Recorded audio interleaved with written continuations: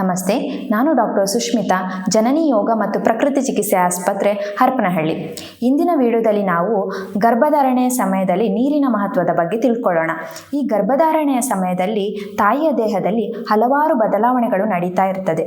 ರಕ್ತದ ಪ್ರಮಾಣ ಹೆಚ್ಚೋದಾಗಿರ್ಬೋದು, ಮಗುವಿನ ಬೆಳವಣಿಗೆ ಆಗೋದಾಗಿರ್ಬೋದು, ಅಮ್ನಿಯೋಟಿಕ್ ದ್ರವ ರೂಪುಗೊಳ್ಳುವುದಾಗಿರ್ಬೋದು, ಈ ಎಲ್ಲ ಪ್ರಕ್ರಿಯೆಗಳಿಗೆ ಸಾಕಷ್ಟು ನೀರಿನ ಅಗತ್ಯ ಇರುತ್ತೆ.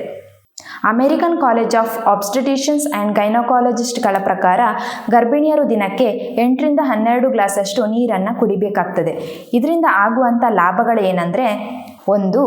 ಮಗುವಿಗೆ ಪೋಷಕಾಂಶಗಳನ್ನು ತಲುಪಿಸಲಿಕ್ಕೆ ಸಹಾಯ ಮಾಡ್ತದೆ.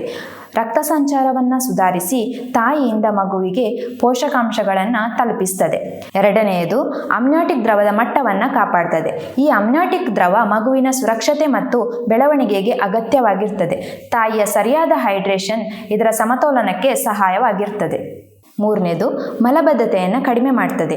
ಈ ಗರ್ಭಾವಸ್ಥೆಯಲ್ಲಿ ಹಾರ್ಮೋನ್ ಇಂಬ್ಯಾಲೆನ್ಸಿಂದಾಗಿ ಕಾನ್ಸ್ಟಿಪೇಷನ್ ಸಾಮಾನ್ಯವಾಗಿರ್ತದೆ. ಸಾಕಷ್ಟು ನೀರನ್ನು ಕುಡಿಯೋದ್ರಿಂದ ಜೀರ್ಣಕ್ರಿಯೆಯನ್ನು ಸುಧಾರಿಸ್ತದೆ.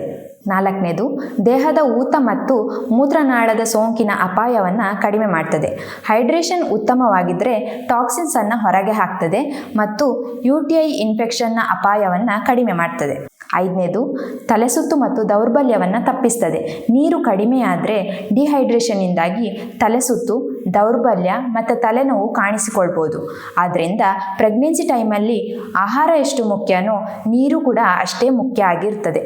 ಇದೇ ತರಹದ ವಿಡಿಯೋಗಳಿಗೋಸ್ಕರ ನಮ್ಮ ಪೇಜನ್ನು ಲೈಕ್ ಮಾಡಿ, ಫಾಲೋ ಮಾಡಿ ಹಾಗೂ ಸ್ನೇಹಿತರೊಂದಿಗೆ ಶೇರ್ ಮಾಡಿ.